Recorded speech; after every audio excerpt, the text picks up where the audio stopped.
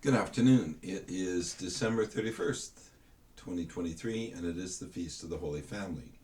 It is also the last day of this year. And as we prepare ourselves to journey into the new year, we're also invited to reflect upon what family means to us. And we do so by reflecting on the Holy Family, Jesus, Mary, and Joseph.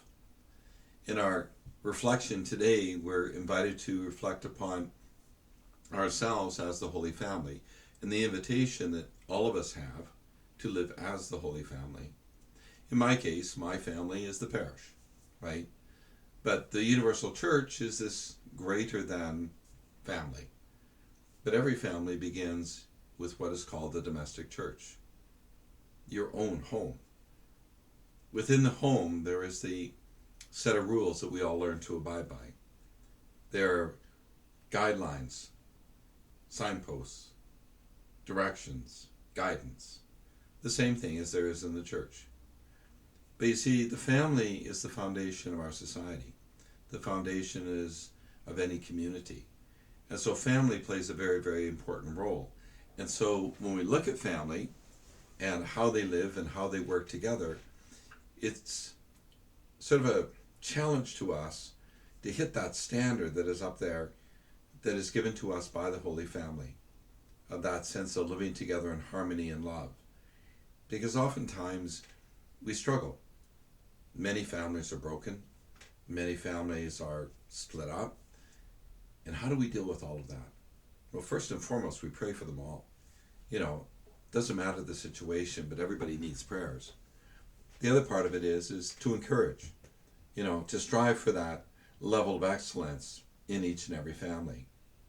But one of the key elements in the church, right, the family of God, is the confessional over in the corner. To be able to go to God and say that I am sorry, to be able to ask for forgiveness. The same thing is true in the very domestic church. In the domestic church, in the family, we learn all kinds of things. We learn how to share, we learn how to work with one another, we learn how to love, we learn compassion, we learn empathy. All of these things take place within the family setting. And one of the key elements is selflessness, right? Working together. But to be able to do that, we need that gift of forgiveness. To be able to say, I'm sorry. How many of us have ever had our parents stand there and say, tell your brother you're sorry. Tell your sister you're sorry. Say to your brother that you forgive him. And even when you don't want to, well, your parents are trying to teach you something. They're trying to teach you the fact that to every choice there is a consequence. If we don't follow the rules, there's a consequence. We may not understand them. And oftentimes it's like when you're 6, 7, 8, even 10 years old, do you really understand what is behind the rules? Why do we have the rules? It's the same thing in the church. We have the 10 Commandments, we have the corporal works of mercy, we have the spiritual works of mercy, but do we understand what is the meaning behind all of them and what is their purpose? In the 10 Commandments, it's very simple. The first 3 commandments are about how do we live in our relationship with God. The other 7 are about living in relationship with family and each other. But do we understand the meaning behind that? Corporal works of mercy. How do I live out my faith? Spiritual works of mercy. Continue to live out my faith. All of these things are there to help us become who God has created us to be. But we have to embrace it. We have to allow it to work within us. And that is probably the biggest challenge of all. But if I never take the time to actually sit down and reflect on it, if I never actually sort of look around, it's really, really easy to miss it. And so this gift of the Feast of the Holy Family sits within the Christmas season. I realize, of course, that for many people, Christmas is already over. The number of people that I've wished Merry Christmas to who have looked at me and went, Father, Christmas is over. No, Christmas is not over. Christmas starts on the 25th of December, and we have the 8 days of the octave, today being the 7th day of the octave. We still have tomorrow, which is also the feast of Mary, Mother of God. But there are 12 days of Christmas.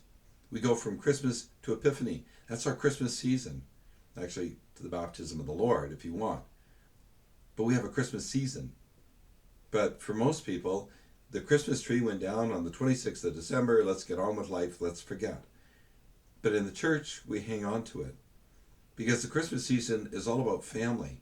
And it's all about family coming together, and it's all about family sharing story, and it's about the love of family and our call to live like the Holy Family, to try and be up there instead of down here. And the one thing I've learned from my parents and from a lot of other people is the expectation is up here, and we're not going to drop it. The expectation stays where it is. And a lot of times we're going to fail getting there. But that's okay. The objective is to work towards it. The objective is to strive towards it. And yes, some days we're going to fail. But that's okay. We keep working on it. But if we take that expectation and we lower it, the next thing we know, we're going to lower it again, lower it again, lower it again, till the point where it's like, it really is an expectation. It really isn't a standard.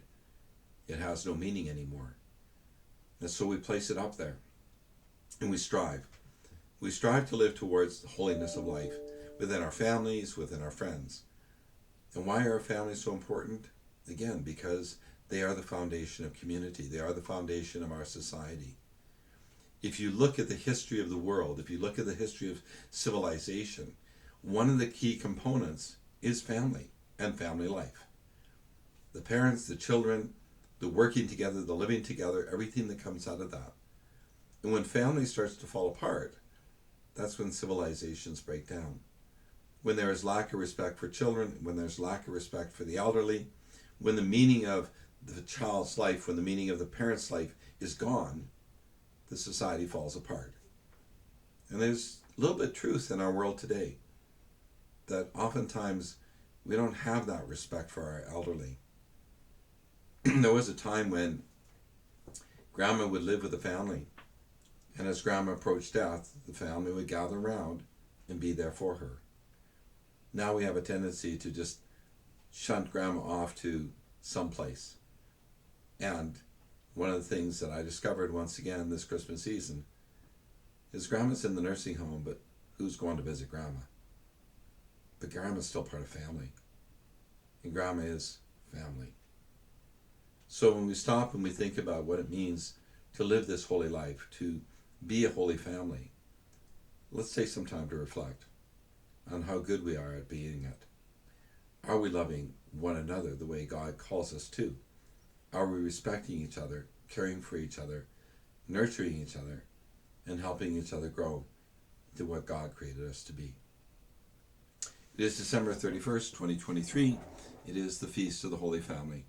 May God continue to watch over you and bless you, and we look forward to tomorrow, the start of a new year. God bless.